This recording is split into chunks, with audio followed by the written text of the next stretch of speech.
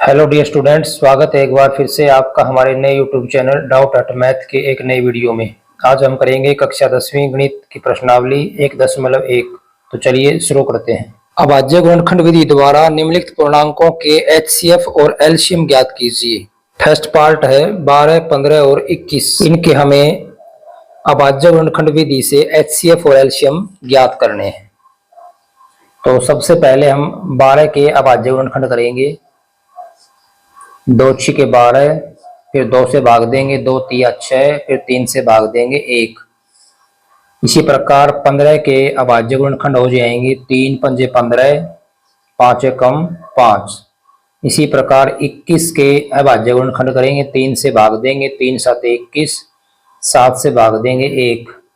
यानी 12 को हम लिख सकते हैं अभाज्य गुणनखंड 2 गुणा 2 गुणा 3।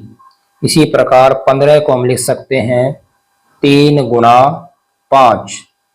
21 बराबर होगा 3 गुणा 7। अब हमें निकालना है पहले एचसीएफ।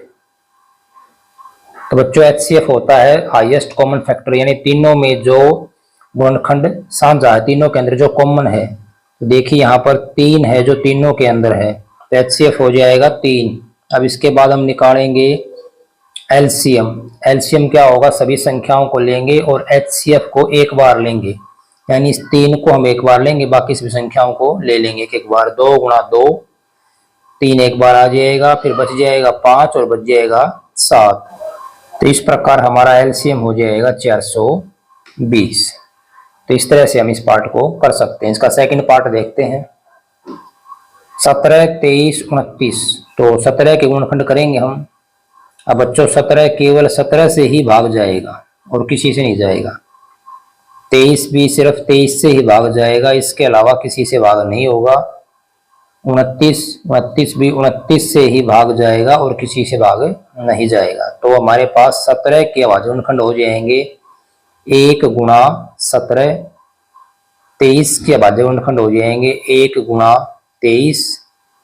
29 के अभाज्य गुणनखंड हो जाएंगे 1 गुणा 29।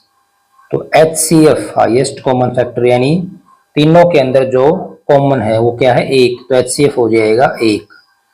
एलसीएम, एलसीएम में हम क्या करेंगे, जो एचसीएफ है उसको एक बार लेना है, बाकी सभी को ले लेंगे। तो यहाँ पर 17, 23, 29 तीनों आएंगे और इनमें से एक आ जाएगा, यानी 17 गुणे 23 गुणा 29 और गुणा में 1। ये हमारा हो जाएगा एलसीएम, और ये गुणा करने पर आएगा 11,339। यही हमारा आंसर होगा। चलिए थर्ड पार्ट देखते हैं। 8, 9 और 25।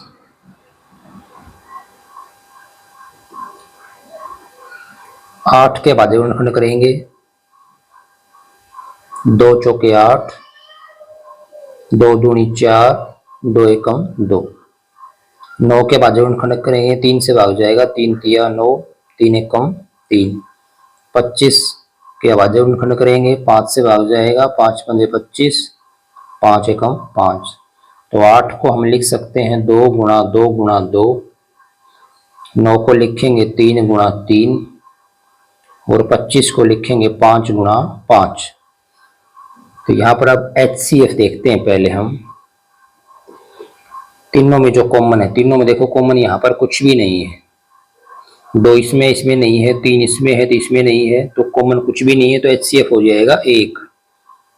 एलसीएम क्या होगा, एलसीएम हो जाएगा इन सभी की गुणा। 2 गुणा 2 गुणा 2 गुणा 3 गुणा 3, 5 गुणा 5। तो ये हमारे पास आ जाएगा 2 गुणा 2 4 दूनी 8 तिया 24 तिया 72 गुणा में 25। तो ये गुणा करने पर आ जाएगा 1800। तो ये हमारा आंसर होगा। तो इस प्रकार बच्चों हमें इन तीनों पार्ट्स के अंदर इनका एचसीएफ और एलसीएम निकालना है अभाज्य गुणनखंड विधि द्वारा। उम्मीद करता हूँ आपको क्वेश्चन समझ में आ गया होगा। फिर भी अगर आपको कोई डाउट है तो आप मुझे कमेंट करके पूछ सकते हैं। धन्यवाद।